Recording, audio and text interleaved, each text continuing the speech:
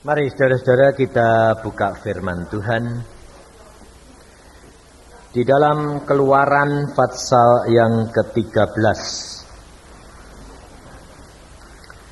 Keluaran pasal 13. Mulai ayat yang ke-17. Keluaran 13. Mulai ayat yang ke-17. Allah menuntun umatnya. Setelah Firaun membiarkan bangsa itu pergi, Allah tidak menuntun mereka melalui jalan ke negeri orang Filistin. Walaupun jalan ini yang paling dekat. Sebab firman Tuhan, jangan-jangan bangsa itu menyesal apabila mereka menghadapi peperangan, sehingga mereka kembali ke Mesir. Tetapi Allah menuntun bangsa itu berputar melalui jalan di padang gurun menuju ke Laut Teberau.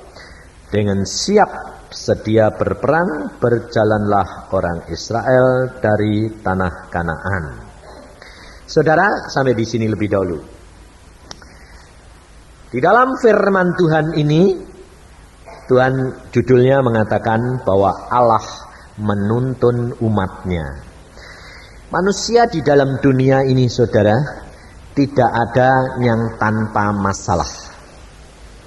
Semua orang di dalam dunia ini banyak menghadapi masalah. Kira-kira menurut saudara banyak mana? Orang laki-laki atau orang perempuan? Masalahnya banyak mana? Pasti kalau saya tanya di sini bilang banyak apa? Perempuan. Sebabnya apa? Sebab kamu perempuan.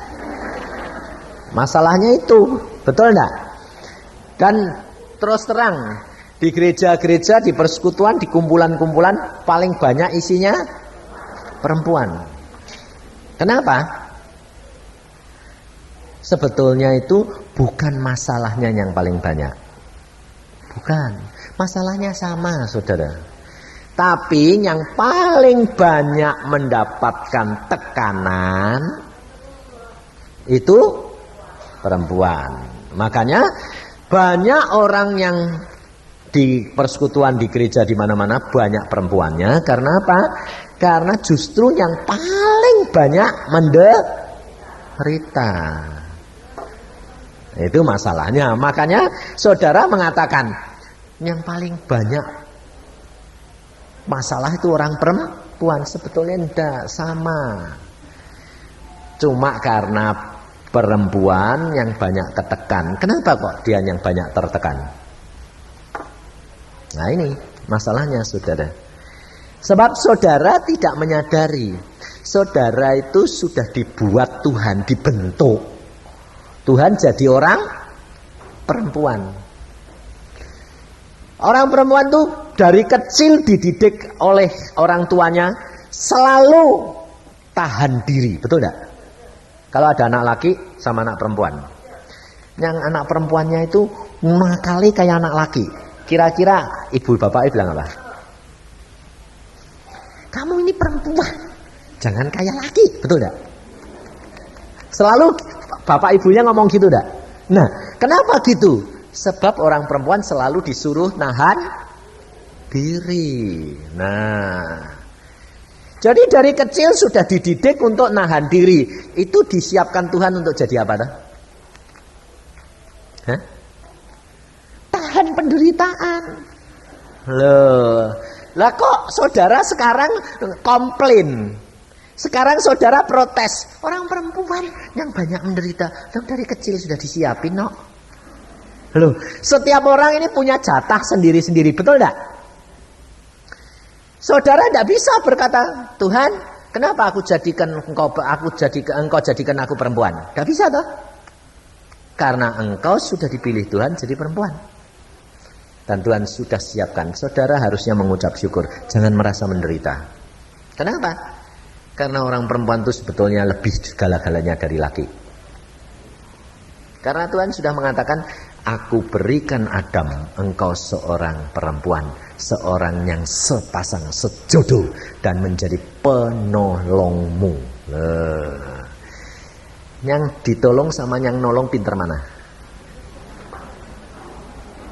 Hah? Nah, kalau yang nolong merasanya kecepet terus, gepeng terus, itu pinter mana? Saudara itu sadar enggak kalau kamu itu sebetulnya lebih pinter, tapi nyatanya jadi bodoh.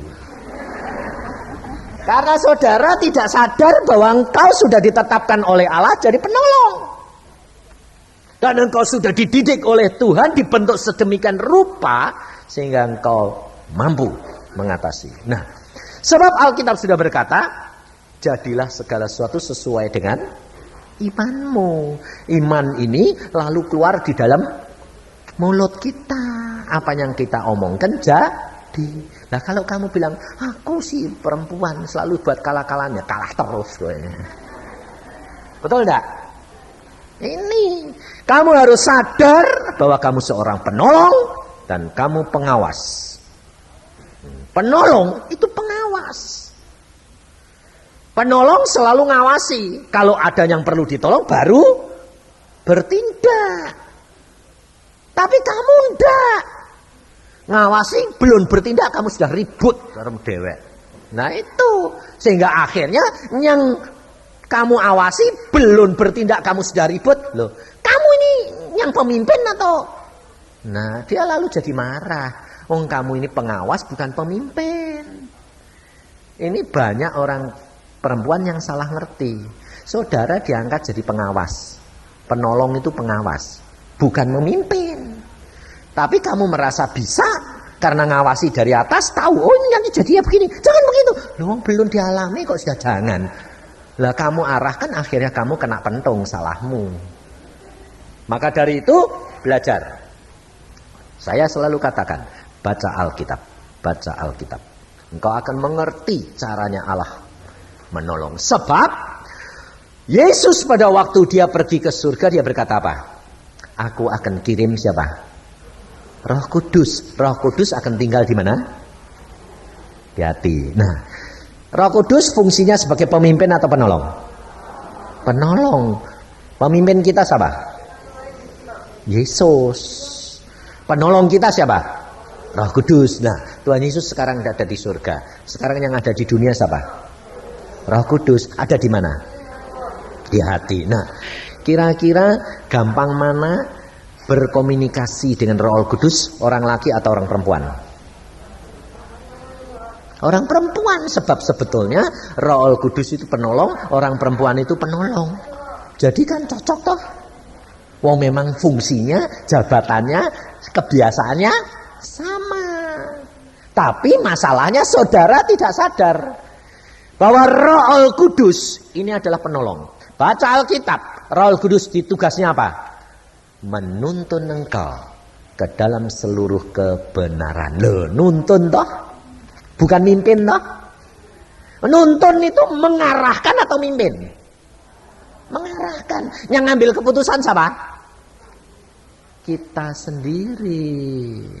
Maka dari itu kalau saudara belajar akan firman Allah, saudara akan tahu. Saudara akan tahu bagianmu dan engkau akan selalu berhasil. Rumah tanggamu, suami, anak-anak akan engkau tuntun, engkau arahkan menuju ke seluruh kebenaran. Kenapa? Karena engkau tahu fungsimu, bukan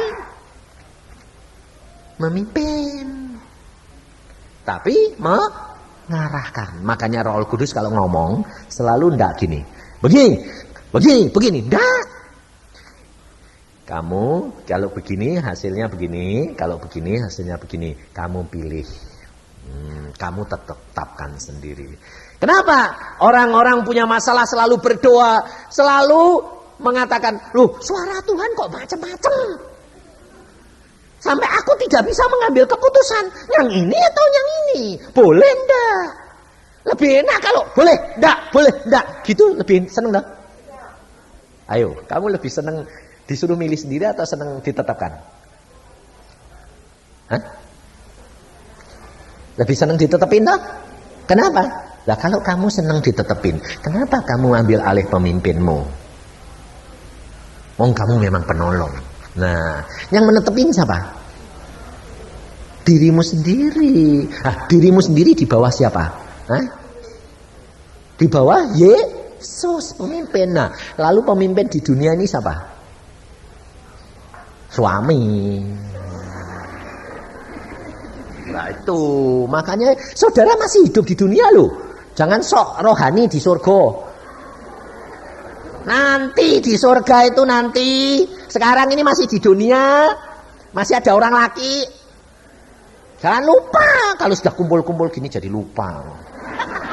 Saudara masih ada orang laki yang jadi pemimpin. Maka dari itu belajar firman Tuhan. Nah, ayat ini berkata apa? Bangsa Israel dianiaya oleh orang Mesir Firaun berapa ratus tahun? 430 tahun. Padahal rencananya Allah, dia berkata kepada Abraham, orang Israel akan keturunanmu akan dianiaya, diperbudak oleh orang Mesir 400 tahun. Tuhan ngomong sendiri loh sama Abraham.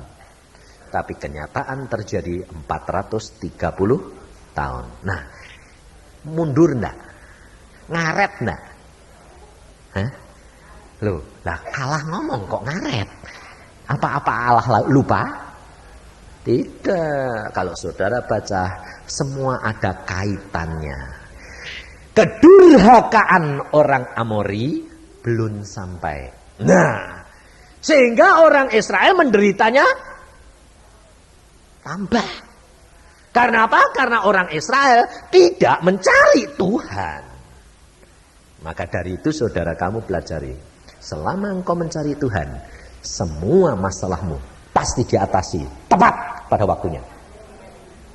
Tapi kalau masalahmu berputar-putar terus, mundur terus, pasti karena engkau apa? Tidak melekat kepada Tuhan. Mundur terus kayak bangsa Israel. Allah berkata harusnya melewati orang Filistin, negara Filistin, direbut, langsung masuk tanah Kanaan, singkat, cepat, dekat. Tapi di sini Allah berfirman, jangan-jangan bangsa ini menyesal. Allah tahu bahwa manusia itu gampang nyesel. Pada waktu dilepaskan dari masalah, dikeluarkan dari perbudakan dari Mesir, dibawa keluar, rasanya enak. Aduh, bebas, sekarang tidak usah kerja, makan, tidur saenake, bangun saenake. Tapi coba rasain, orang yang tidak kerja, bangun saenake, tidur saenake, lama-lama jadi bosan. Betul enggak? Bosan. Lalu kalau sudah bosan, lalu tidak ada kerjaan, tidak ada yang dipikir lagi, ingat apa? Ingat makanan-makanan nostalgia. Loh, betul tak? Waduh, makanan dok sana loh enak. Sana. Lalu Alkitab berkata mereka dituntun kemana? Padang gurun. Kira-kira di padang gurun ada apa? Tidak ada apa-apa. Air susah, roti susah.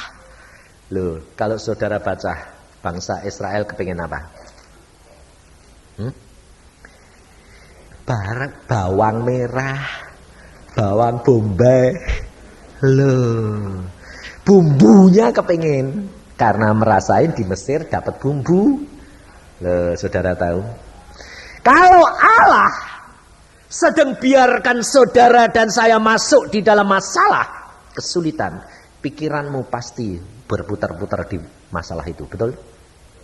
Kamu tidak bisa makan enak, tidak bisa mikir apa-apa. Yang penting masalahku selesai. Nah, berpikir itu terus. Tapi kalau kamu tidak punya masalah, pikiranmu di tempat yang lain-lain. Maka jangan iri lihat orang lain, saudara tahu. Firman Tuhan sudah berkata dan Allah itu maha tahu apa yang akan terjadi bagi saudara. Kalau saudara menghadapi masalah, Allah pasti punya rencana bahwa itu baik. Coba kesaksian Ibu Hilda tadi, coba perhatiin. Dia sendiri melayani. waktunya buat orang tuanya tidak ada. Tapi kenapa Tuhan sengaja mamahnya mesti sakit dulu? Sebab kalau tidak ada masalah gitu, dia tidak akan nyingkirin waktu untuk mamai. Iya toh? Loh, sebetulnya rencana Tuhan baik enggak? Baik toh? Tapi enak enggak? Enggak enak toh? Saudara kepengennya apa? Baik tapi enak gitu toh? Nah itu ngatur Tuhan atau Tuhan pokoknya ngatur kamu? Ini saudara. Saudara harus tahu kalau engkau menyenangkan hati Allah, Allah yang akan ngatur segala-galanya.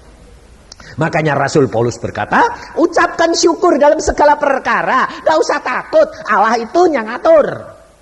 Semuanya akan beres, cuma tergantung kamu mau panjang atau mau pendek.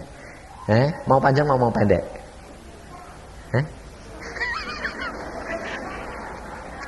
Mau panjang mau pendek? Loh, kalau panjang pengalamannya banyak. Kalau pendek sedikit, mau mana? Kalau yang mau panjang, kalau punya masalah jangan gerutu. Sebab nanti mundur terus. Muter-muter, jangan gerutu. Pengalamannya pasti banyak. Yang pendek jangan enak-enak. Sebabnya apa? Jangan jadi sombong. Karena kerap kali lu beres, sombong nanti kamu. Nah, lah Tuhan itu tahu yang bakal sombong mesti diolor-olor. Loh, yang mau panjang Tuhan tahu, ndak kuat nak kamu diperpendek. Loh, Tuhan itu luar biasa. Maka dari itu dia di sini dia berkata, jangan-jangan bangsa itu nanti menyesal loh, kalau menghadapi peperangan. Karena apa? Baru keluar dari perbudakan, suruh perang, megang pedang saya tidak pernah. Pasti mati semua, betul enggak? Maka Tuhan tuh tahu, dibawa muter, dilatih dulu, latihan dulu, megang pedang loh. Jadi kalau saudara itu punya masalah utang banyak, enggak straight dibayar, Tuhan tuh ngelatih. Rasanya utang-utang piye, duber-duber dihina orang tuh rasanya kayak apa? Rasain. Sebab biasanya saudara tidak pernah utang, tapi ngutangi. Sehingga sombong. Kalau ada orang yang utang tidak bayar-bayar, jengkel, marah, dibuat kamu utang. Sebabnya apa? Supaya ngerasain bagaimana belajar dari Yesus, rendah hati, lemah lembut, dan mengasihi. Sebab kita di dalam dunia ini semuanya adalah anugerah Allah. Kalau saudara kaya itu barang titipan, betul enggak? Kalau Allah berkata habis enggak? Habis saudara. Maka jangan sampai saudara menjadi sombong. Karena apa? Nah, itu barang titipan, anugerah. Kalau engkau bisa pakai banyak, itu kemurahan Tuhan. Tapi jangan lupa itu barang titipan. Saudara tahu, karena apa? Karena semua adalah anugerah Dia. Tapi kalau saudara sedang diproses, sedang kecepet, sedang pas-pasan, saudara harus bilang apa? Puji Tuhan, masih makan. Loh, karena sedang diproses, rasanya orang tidak punya duit itu kayak apa? Dia gini nih loh. Lalu punya mobil pas-pasan, pas tidak punya, pas mogok. Ya ini rasanya. Nah, jadi kalau saudara itu bisa ngerti rencana Allah, saudara tidak pernah ngoceh. Ngomel ya ndak, ketawa terus. Karena apa? Kalau kamu ketawa terus ngucap syukur, dalam waktu singkat cepat selesai. Saudara berani? Ada seorang ibu, duitnya cuma tinggal 10.000. Lalu dia ikut Tuhan dan Tuhan berkata, nak kamu berangkat ke Surabaya. Tuhan, duitku tinggal 10.000. Dah cukup. Percaya enggak kalau aku melihara kamu? Ini janda. Saudara. Lalu dia bilang, Tuhan, aku tidak pernah minta orang. Aku tidak suruh kamu minta. Aku cuma minta kamu berangkat, pergi. Oke. Dia ngambil pakaian, dia berangkat, saudara. Bawa 10.000 tak cukup buat beli karcis. Dia berangkat. Nunggu taksi, nunggu kendaraan umum, pas orang kenal dia tidak kenal dia, orang itu. Loh Bu, mau kemana? Oh mau ke stasiun. Mau kemana? Mau ke Surabaya. Saya ya pas mau ke sana Bu, jemput. Terus, ayo Bu, ikut sama saya. Ikut. Tidak bayar. Lalu dia bilang, aduh Tuhan, jadi duitnya 10.000 ini masih cukup. Tapi tidak cukup, bebannya tidak cukup. Tapi tidak kurang lagi, gitu, lumayan loh. Jadi kurangnya sidik, gitu loh, dikit. Sampai di stasiun, antri. Antri ini deg-degan, saudara. Nanti deh, pas sampai di loket, tidak cukup ini. Dia bilang, Tuhan bilang, antri saja, antri. Antri saja, antri. Diantri, sampai deg-degan loh ini, sampai sembahyang Tuhan. Ini nanti tidak cukup, dipermalukan loh Tuhan. Aku tidak pernah mempermalukan kamu. Ya wes Tuhan, tidak tahu. Jalan terus ini, deg-degan loh. Kamu berani tidak? Berani tidak? Dia berani nih, hamba Tuhan yang peka, dia deg-degan. Sampai di berapa tempat ini orang noleh ke belakang. Yang di depan dia nih loh, noleh ke belakang. Loh, kok ibu? Iya, mau ke mana? Surabaya. Aku ya ke sana. Sekalian aja lah, tidak apa-apa. Langsung dia bilang, 2 karcis. Luar biasa enggak? Kalau Allah memerintah, Allah sudah tahu enggak bakal ditemukan siapa ketemu enggak? Tahu. Lah kok deg-degan? Karena kurang percaya. Padahal Yesus berkata apa sama Thomas? Berbahagialah orang yang percaya meskipun tidak melihat. Lah kamu kepengen lihat dulu atau percaya dulu?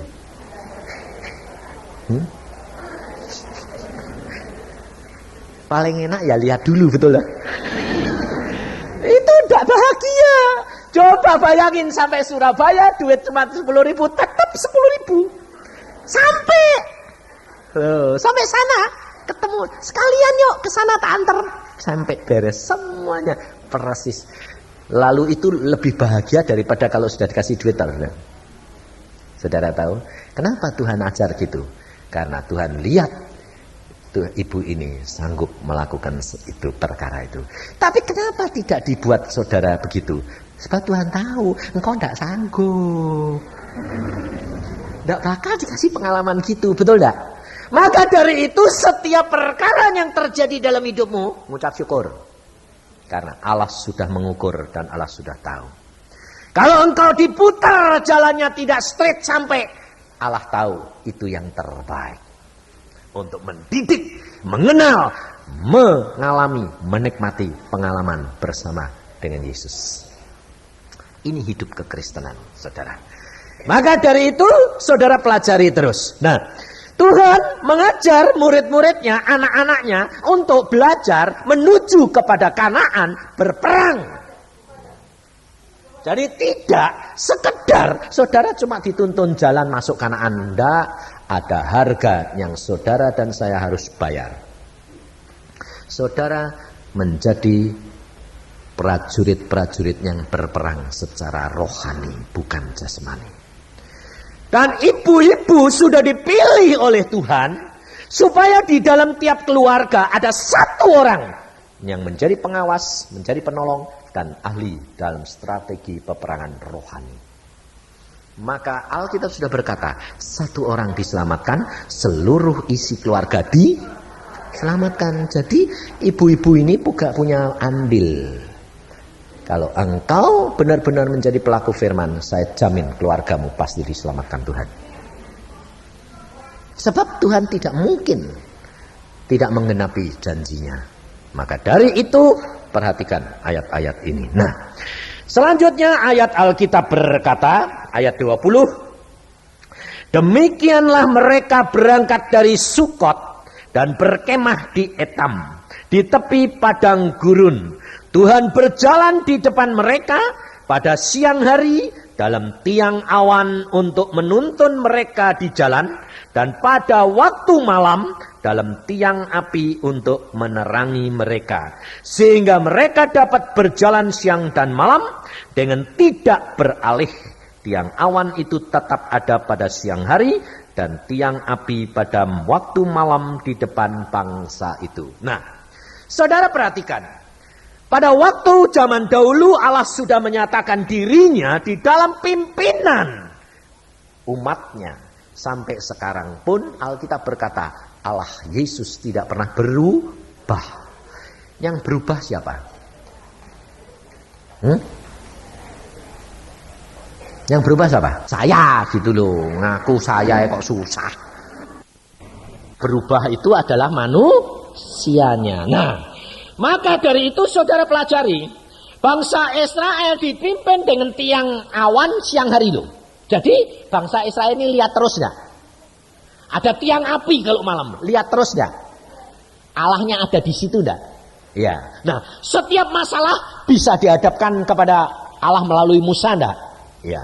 Tapi perhatikan, seluruh bangsa Israel tidak ada yang masuk Kanaan. Yang keluar dari tanah Mesir umur 20 ke atas tidak ada yang masuk Kanaan. Semuanya mati di padang gurun.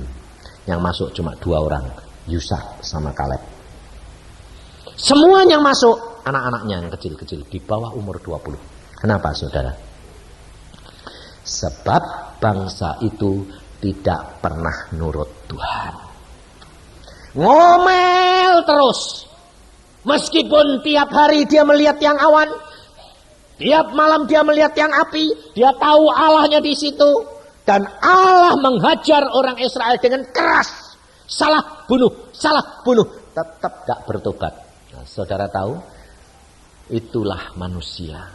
Sebetulnya kalau saudara belajar Alkitab, saudara cepat bertobat dan berubah. Sebab setiap manusia ini punya kelemahan yang berbeda-beda. Ada yang keras hati, ada yang lembek, ada yang nurutan, ada yang paling berontak terus. Tapi Allah dapat mengubah semua perkara itu. Maka dari itu pelajari firman Tuhan, turuti, belajar peka. Segala sesuatu hadapkan kepada Allahmu. Roh Kudus sudah ada di dalam hatimu. Setiap kali kamu tinggal apa? Tuhan, ini kelemahanku. Aku tidak mau, tapi kok muncul terus Tuhan. Kalau saudara punya masalah tidak selesai-selesai, kamu pasti ada hambatan. Ada satu keluarga saudara. Dua-dua suami istri cinta Tuhan. Pelayanan. Tapi tidak pernah berhasil dalam segala perkara. Sebab apa? Dulunya berhasil. Sudah tambah cinta Tuhan. Akhirnya satu saat dibikin habis lagi Tuhan. Akhirnya dia bilang, kenapa sih Tuhan? Ada sesuatu yang kau tuntut kepadaku yang aku tidak tahu kelemahan. Tuhan bilang, ada. Dia tidak ngerti saudara. Sebab apa? Suaminya ditanyai, kamu salah apa? Aku tidak tahu. Istrimu bagaimana? Oh baik. Istrinya tanya, suamimu bagaimana? Wah baik pak. Kita cinta Tuhan. Tetapi kok halangan terus? Iya. Tidak tahu pak di mana. Saudara tahu? Waktu dia bilang, saya dengar lalu ada hamba Tuhan bilang, itu doa puasa. Diam, nyerah sama Tuhan. Sudahlah, serahkan. Kok berpuluh-puluh tahun gini terus? Tidak mungkin, putar-putar terus. Tidak berhasil. Saudara tahu kelemahannya di mana? Terselubung. Tidak ada orang tahu, suaminya pun tidak tahu.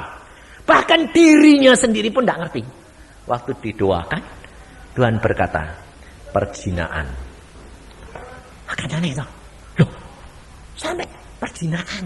Apa? Perzinaan apa? Suami bilang, istrimu, suamimu. Enggak pak, kamu berzina. Enggak. Kamu nyeleweng. Enggak. Gimana lo tak salah? Nah ini hamba Tuhan kan bingung toh. Dikasih tahu perzinaan. Enggak gitu kok Tuhan. Enggak kan di hadapan manusia, di hadapan Allah iya. Kenapa? Kalau tidur sama suaminya, si ibu ini selalu bayangin bekas pacare. Sebab dari permulaan kawin dia tidak pernah cinta sama suami. dipaksa kawin sama orang tuanya sama ini, dia sudah pernah punya pacar. Untuk supaya dia bisa melayani suami dan hidupnya baik, rukun, nganggep suaminya itu pacare. Yang pisah sama dia. Jadi suaminya taunya istrinya baik terus enggak? Baik. Anaknya keluar baik-baik.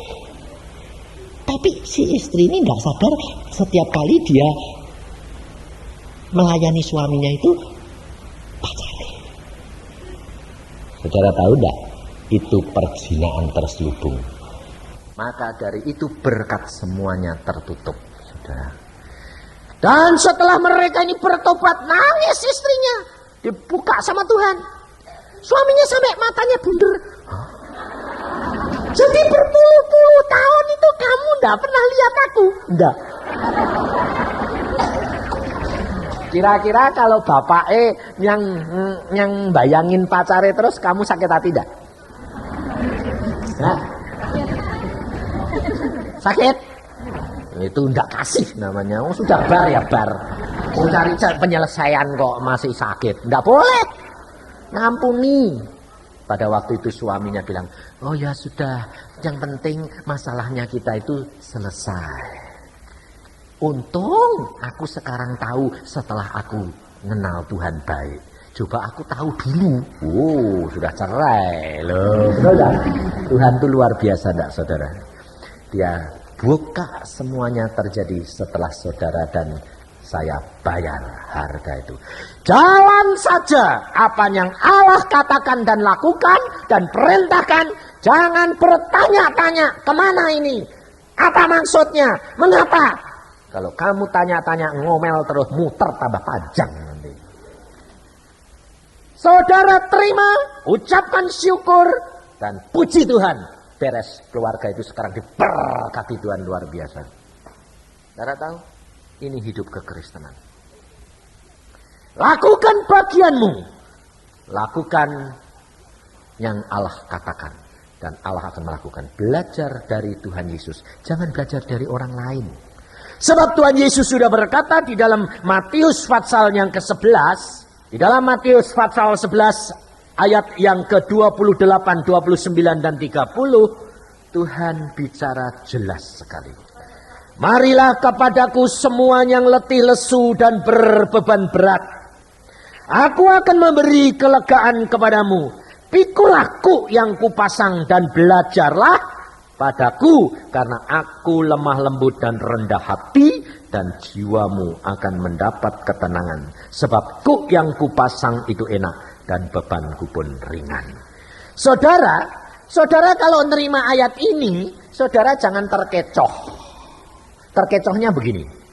Aduh, wis enak-enak belajar kayak Tuhan Yesus. Karena Tuhan Yesus bilang bebanku enak dan ringan. Jangan. Saudara harus tahu maksudnya Tuhan Yesus itu gini. Lebih ringan daripada yang paling berat. Ngerti? Bukan ringan itu, oh diangkat, dijinjing terus enak. Paling ringan dari yang paling berat. Umpamanya, saudara kuatnya ngangkat 10 kilo. Saudara tidak akan diberi beban sekilo. Tidak. Saudara akan diberi beban ringan. 10 kilo kurang sedikit saon. Saudara paling kuat 10 kilo. Kalau 10 kilo jalannya cuma 5 meter. Tidak kuat. Berat sudah itu, sudah berat, kuat. Tuhan bilang, jangan 10 kilo, kurangi saon. Kuat enggak? Kuat enggak? Kuat. Jalannya 10 langkah kuat enggak? Kuat, sebab lebih ringan. Itu maksudnya Tuhan. Jangan saudara kuatnya 10 kilo, mintanya cuma 1 kilo. Enggak bakal. Sebab apa? Itu bukan beban. Sebab Yesus berkata, kuk yang kupasang itu beban. Kuk itu kayu yang dipasang di atas leher lembu, ya harus narik beban di belakang. Nah, jadi beban itu cukup berat, cuma lebih ringan daripada yang paling berat. Jadi lumayan. Itu maksudnya Tuhan. Nah, maka kalau saudara ngerti firman Tuhan, seperti Yesus, sebab Yesus juga berkata, belajarlah kepadaku, karena aku rendah hati dan lemah lembut. Rendah hati adalah orang yang mau menerima omongan orang lain. Itu rendah hati. Sebab orang yang rendah hati selalu menerima pendapat orang lain. Nah, kita di dalam hidup ini, saudara, banyak tantangan. Sifat dan perangai kita berbeda. Kadang-kadang kita emosi. Saya sendiri, saudara, tidak bisa. Jangan saudara kira saya hamba Tuhan lalu segala-galanya kayak malaikat. Siapa bilang? Saya manusia biasa.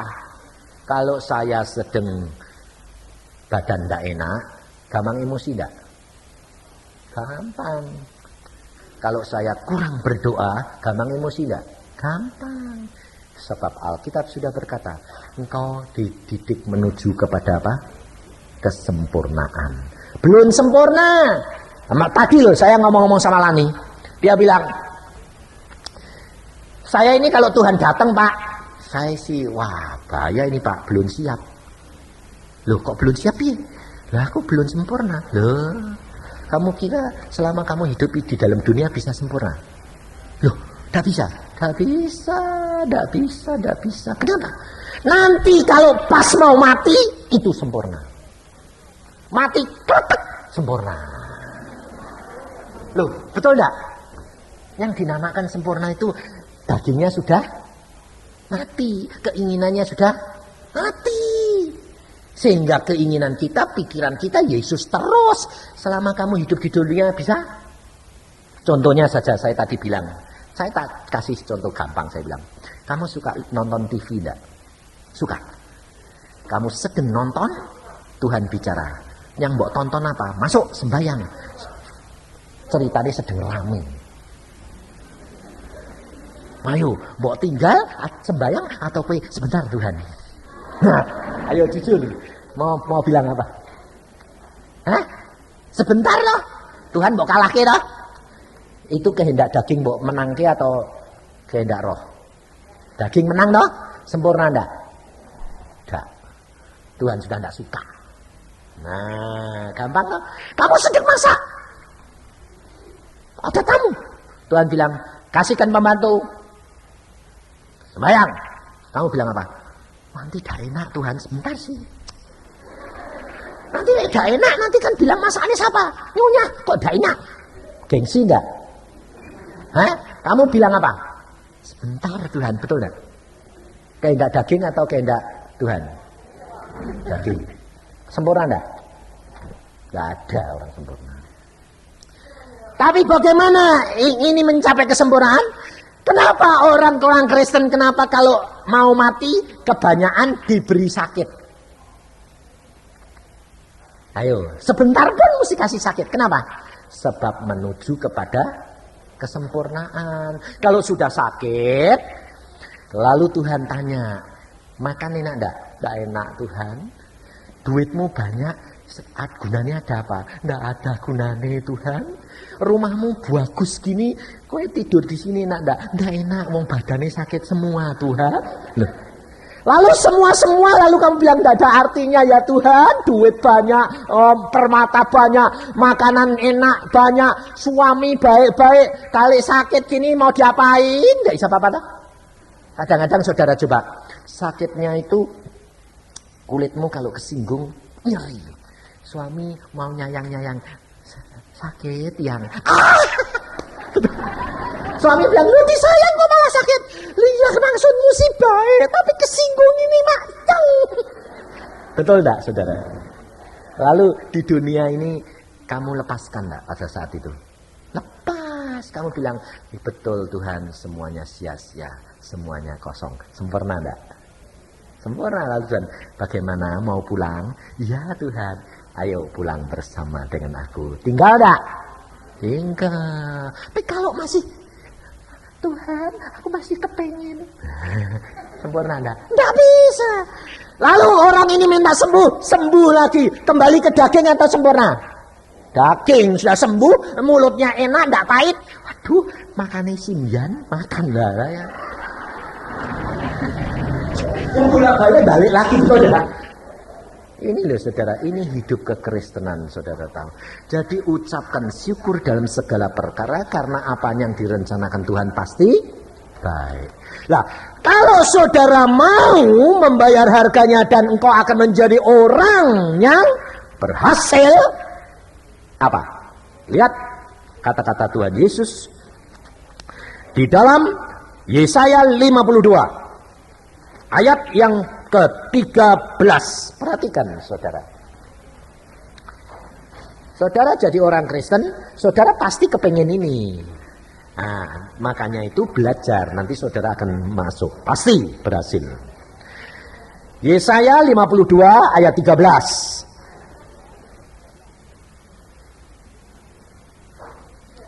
Yesaya itu perjanjian lama, banyak yang cari perjanjian baru. Ya enggak apa-apa, belum baca kok. Bacanya belum habis. Jadi jangan disalahin, jangan usah malu. Biasa, orang memang belum habis kok. Lebih baik yang belum baca habis tapi sekarang sudah mau, daripada yang sudah baca habis tapi lewat tok. Ayat ini berkata begini, sesungguhnya hambaku akan berhasil. Ia akan ditinggikan, disanjung, dan dimuliakan. Loh, saudara kepengen enggak? Hah? Saudara kepengen berhasil enggak? Pengen disanjung enggak? Sama-sama. Sama-sama. Tuhan dan manusia mesti sama suamimu, anakmu. Sampai kamu sudah pernah dengar enggak anakmu ngomong atau suamimu ngomong?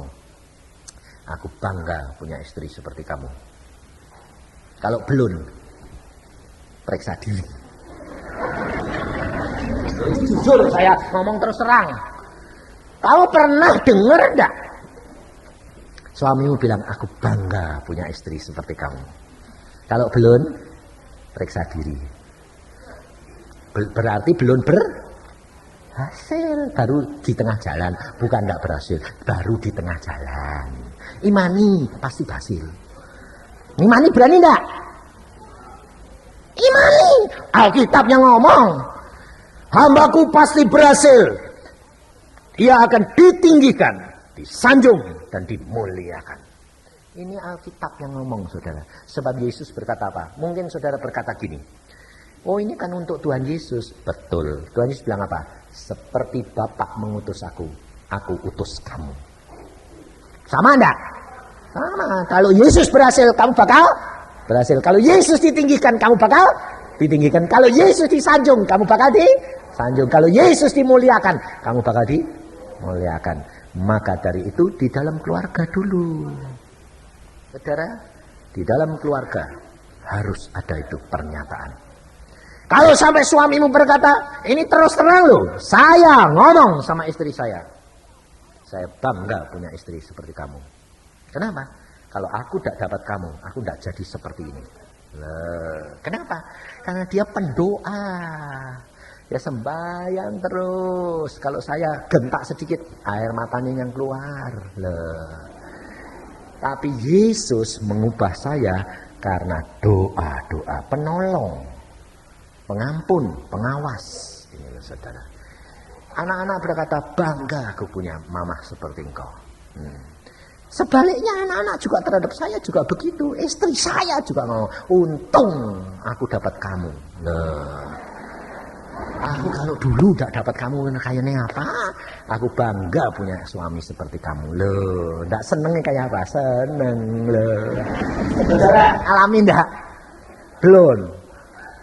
Sedang atau sedang berjalan menuju ke keberhasilan. Ini yang saudara harus benar-benar alami. Sebab Yesus sudah membuktikan.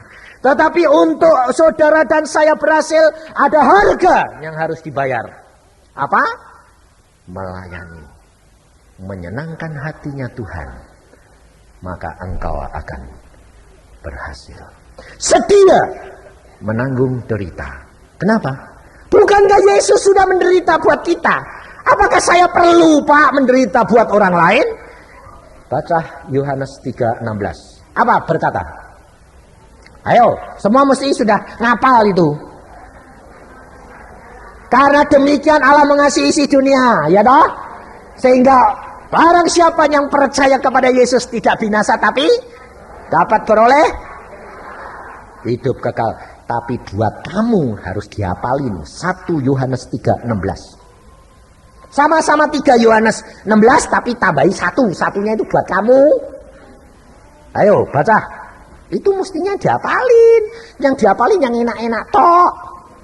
Ini memang anak-anak Tuhan senangnya yang enak-enak tok. Yang tidak enak tidak pernah mau ngapalin. 1 Yohanes 3:16. Itu buat saudara. Itu bagian saudara. Yohanes 3:16 itu bagiannya Tuhan Yesus. 1 Yohanes 3:16 bagianmu. Apa berkata di sini? Demikianlah kita ketahui kasih Kristus, yaitu bahwa Yesus telah menyerahkan nyawanya untuk kita. Jadi kita pun wajib menyerahkan nyawa kita untuk saudara-saudara kita. Saudara harus belajar seperti Yesus. Yesus berani nyerahin nyawa. Saudara berani enggak? Enggak berani. Harus nyerahin nyawa untuk siapa? Saudara-saudara. Jadi untuk keluargamu.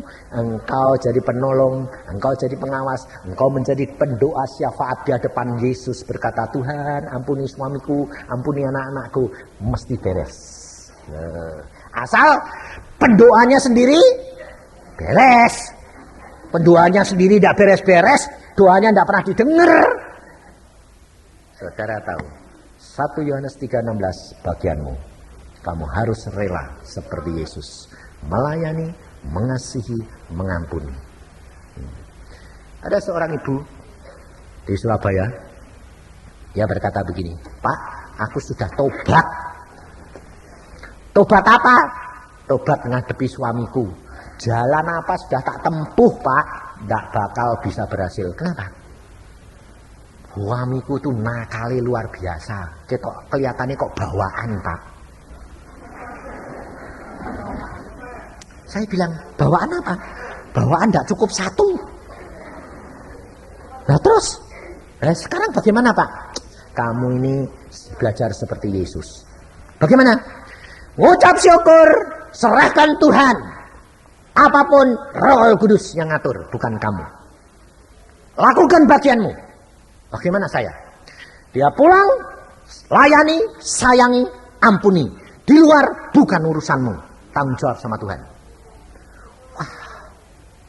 Lalu kalau dia main sama orang, itu bukan urusanmu. Urusanmu Yesus. Terus bagaimana saya? Kamu tinggal berdoa, Tuhan Roh Kudus, suamiku sekarang ini keluar. Aku tidak bisa ngawasi Tuhan, Engkau bisa. Tolong Tuhan awasi. Dan Tuhan, Engkau kan tidak suka kalau dia dosa ya Tuhan. Kalau dia dosa, nanti kan nempel aku dosa nih. Jadi dia harusnya kudus tuh Tuhan ya. Nanti kalau dia mau nakal Tuhan, alang-alangi Tuhan. Engkau tahu caranya ngalangi bagaimana. Sukamu, bawa apa-apa ke ajaran, gak apa-apa, biarin. Nanti sampai rumah tak rawat aku. Dia berdoa begitu, saudara tahu. Dia pergi ke tempat, ditanyai, Pak mau pergi mana? Mau pergi sini. Muter, saudara. Pergi tempat sana. Apa terjadi, saudara? Di tengah jalan, ditabrak mobil. Pulang bonyok semuanya. Lalu dia bilang, Pak, kenapa Pak? Ya aku tidak salah kok ditabrak mobil. Loh, Papa tabrakannya di mana? Di sana. Loh, Papa tadi kan bilang ke sana. Nah kok ke sana? Mau mampir. Istrinya saja. Makanya Papa jangan mampir. Nah, dirawat. Sudah sembuh. Mau balik sana lagi. Aku mau ke sana. Ya Pak doa ke sana. Dia ada oli di tengah jalan. Gedeblok jatuh lagi. Besek kan. Dia bilang, lupa, ayo kurang ajar. Mobil bocor kok oli ini kok tidak dianu. Aku nemak motor keleset. Waduh. Loh Papa jatuhnya di mana di sana? Loh Papa kan bilang ke sana. Ayo mau mampir. Itu tidak terjadi sekali, 4-5 kali. Akhirnya laki ini bertobat. Terus ngaku sama istrinya, aku salah kok ya, aku asal mau mampir mata keranjang kok ndak boleh ya. Istrinya mesem. Nah, setelah bertobat sekarang menjadi pelayan Tuhan, saya bersaksi. Ada suami yang nyeleweng terus minta apa? Diserah ke Tuhan suruh ngajar. Suami bilang, loh, jojo aku pak. Terus habis selesai kebaktian, dia marani, dia mendatengin istrinya. Mama, Pak Yusa tadi kok saksi gitu tuh, aku kok dong eling diriku ya. Tiap kali aku hasalan kok diajar oleh Tuhan. Jangan-jangan mama sembayangnya gitu. Iya. Karena aku diajar Tuhan. Iya. Jadi dia pulang kok rawat. Padahal aku sing minta aku diajar ya. Iya. Saudara tahu, saudara kerap kali sayangnya salah. Biar kalau diajar Tuhan, kan dia tidak salah loh. Wong Tuhan lebih tahu. Yang penting saudara harus menjadi pelaku firman, mengasihi, menyayangi. Kalau Tuhan sedang proses, muter, karena Tuhan punya rencana. Jangan takut, jangan khawatir, masalahmu pasti selesai. Karena Allah Maha Kuasa. Amin. Mari kita berdoa. Tuhan, firman-Mu sudah hamba sampaikan. Sekarang tiba waktunya Tuhan, Engkau sendiri yang beracara dengan anak-anak-Mu. Masalah demi masalah biarlah dikemukakan di hadapan hadirat-Mu. Mari Tuhan Roh Kudus, tidak ada sesuatu pun yang tersembunyi di hadapan hadirat-Mu. Semuanya terbuka. Dan Tuhan Roh Kudus mendengar doa anak-anak Tuhan. Saudara, sekarang waktunya engkau berdoa. Kemukakan masalahmu. Tidak ada yang tersembunyi di hadapan hadirat Allah. Dia tahu yang terbaik. Dan bagaimana kamu mendengar firman, bagaimana kamu menanggapi, bagaimana kamu harus berdoa terhadap masalahmu. Tuhan, Kau dengar doa anak-anak-Mu. Tidak ada sesuatu pun yang tersembunyi, kasihani Tuhan. Sesuai dengan pengertian mereka, sesuai dengan iman mereka, sesuai dengan iman, pengertian, pembacaan firman Tuhan. Maka dari itu Tuhan Kau tolong. Hamba percaya Engkau akan mencarikan jalan yang paling baik buat anak-anak-Mu. Kalau perlu pendek, biar cepat. Kalau perlu berputar, Engkau yang ngatur. Supaya semuanya menyatakan kemuliaan Allah. Dan didik anak-anak-Mu Tuhan. Untuk mengenal, mengerti, dan berterima kasih kepadamu. Karena Engkau begitu baik, begitu sayang. Karena Engkau menyediakan yang terbaik bagi kami. Oh Yesus, terima kasih akan kasih-Mu ini. Berdoa saudara, kemukakan. Dia ada, dia dengar.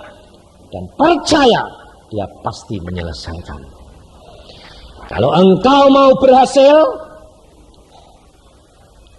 engkau mau ditinggikan, engkau mau dimuliakan, belajar dari Yesus. Kamu katakan, Tuhan, aku